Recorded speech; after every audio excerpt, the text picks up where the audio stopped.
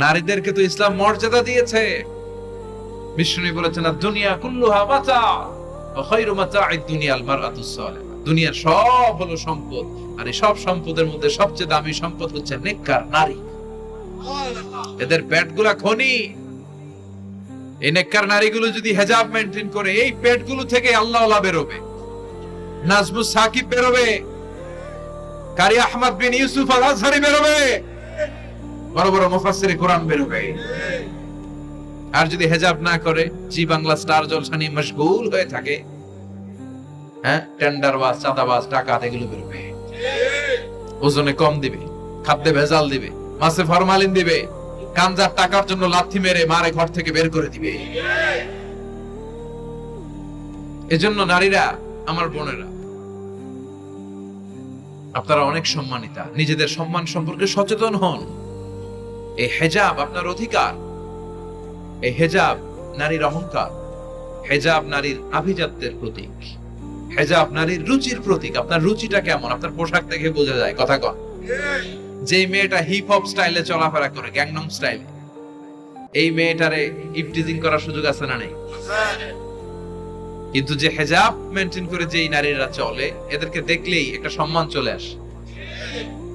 কি ভুল বললাম? একটা সম্মান আসে না? আপনাদের সম্মানটা আপনারা রাখবেন। বিষ্ণু বললেন যুহুরুন নিসাল কাসিয়াতাল আরিয়াতাল মাইলাতাল মুমিত।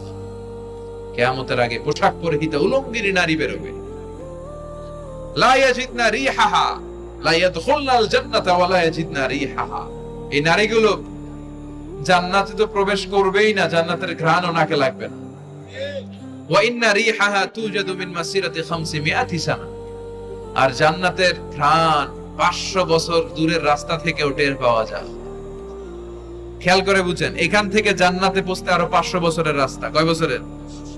এত দূরে থাকতেই জান্নাতের সুবাতাস এসে আপনার নাকে ধাক্কা লাগবে। সুবহানাল্লাহ পড়বেন না?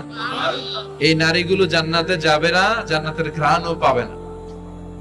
এজন্য বাবা যারা এসেছেন, সচেতন হন। আপনার মেয়ে চাইলেই যে কোনো ড্রেস আপনি তাকে কিনে দিতে পারেন। মায়েরা যারা আমার কথা শুনছেন, আপনার মেয়ে আবদার করবে, সে তো ছোট, সে কি বুঝে? কিন্তু দেখবেন অনেক বিয়ের অনুষ্ঠানে আমি দেখেছি, মায়ের বয়স হচ্ছে 60, মায়ের হাত মোজা, পা মোজা, বোরকা লাগাইছে 2টা।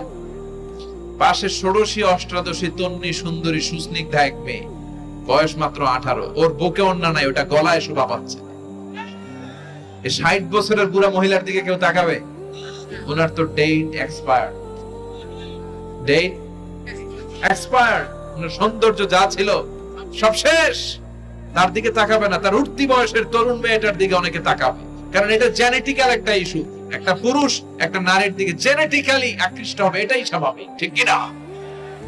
এজন্য আপনার হাত মোজা, পা মোজা আপনার দরকার ছিল না। আপনি পাতলা কাপড় পরলেও সমস্যা নাই। কথা কন। হাত মোজা, পা মোজা দরকার ছিল আপনার যুবতী মেয়েটার হাতে, যুবতী মেয়েটার পায়ে। এজন্য আপনারা আপনাদের সম্মানকে বুঝবেন। যারা নারী স্বাধীনতার কথা বলে, নারী আন্দোলনের কথা বলে, এরা নারীদেরকে ঠকায়। এরা নারীদেরকে বিজ্ঞাপনের বিলবোর্ডে নগ্ন করে উপস্থাপন করে। রাস্তা দিয়ে হাঁটি, চোখ খুলতে পারি না। আমার মায়েরা, এরা আমার দেশের মেয়ে, এরা এই 56,000 বর্গ মাইলের মেয়ে। এই মেয়েগুলোকে উলঙ্গ ভাবে হাফ নেকেড করে এই সিনেমা হলগুলোর পোস্টার গুলো যে দেয়া হয়েছে, এতে এদের সম্মান বেড়েছে না কমেছে? ওদিকে চোখ তুলে তাকানো যায়? এজন্য নারী স্বাধীনতার কথা যারা বলে, এদের কথায় ফাঁদে পা দিবেন না। এরা আপনাদের সম্মান বাড়াতে চায় না, এরা আপনাদেরকে বিলবোর্ডে উঠাতে চায়, আপনাদেরকে উলঙ্গ করে রূপালী পর্দায় উঠাতে চায়, টিভির পর্দায় আপনাদেরকে নেকেড করে উপস্থাপন করতে চায়। এদের ঘরেই নারীরা বেশি নির্যাতিত হয়, এদের কাজের মেয়েরাই বেশি নির্যাতিতা। আর সুযোগ পেলে এরা ধর্ষণে সেঞ্চুরি করতে দেরি করে না। এজন্য নারীদেরকে সম্মান দিয়েছে ইসলাম। আমার বোনেরা, আমাদের সম্মান যেন আমরা রাখতে পারি।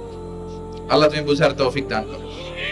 এরপরে বিষ্ণু বললেন ইতাআতু যাওজা ওয়া উকুকুল কিয়ামতের আগে বিয়ে করার পরে ছেলেগুলো মাকে ভুলে গিয়ে স্ত্রীর পেছনে পেছনে দৌড়াবে, স্ত্রীর আনুগত্য করবে।